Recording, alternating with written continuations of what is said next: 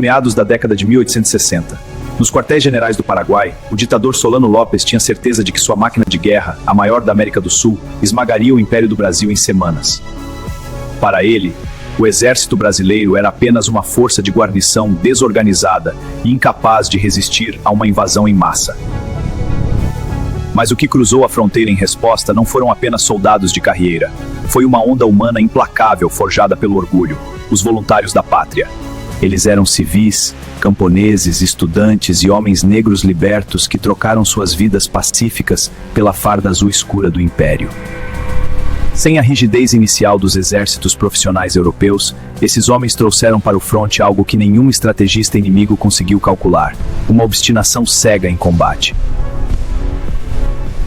Onde os manuais militares previam a retirada devido ao número de baixas, os voluntários simplesmente fincavam os pés na lama. Os relatórios interceptados pelas forças de Lopes logo começaram a mostrar uma mudança drástica de tom.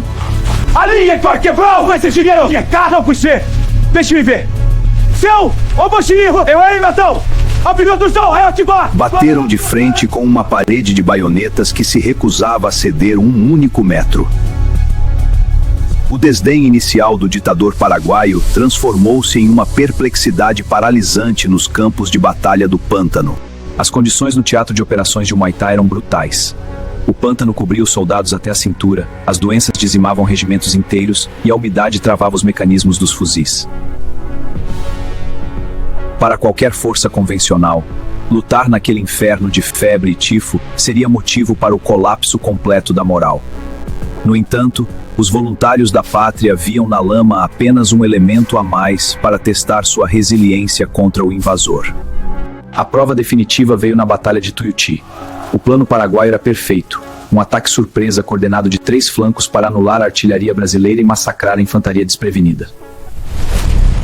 Quando as hordas inimigas romperam a névoa da manhã gritando vitória, encontraram os voluntários em formação fechada.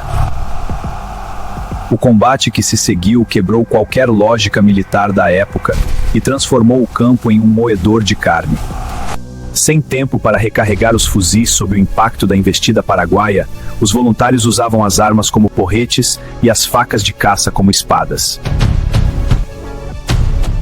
Batalhões inteiros do exército inimigo foram retalhados antes mesmo de conseguir cruzar as primeiras linhas de trincheiras. A infantaria improvisada do Brasil lutava com uma ferocidade animal que chocou os veteranos mais experientes de Lopes. A partir daquele dia, o medo mudou de lado. Prisioneiros inimigos capturados após os combates revelavam em interrogatórios o terror psicológico que os voluntários causavam nas fileiras aliadas. Eles não compreendiam como homens arrancados de suas casas podiam combater com tanto desprezo pela própria vida.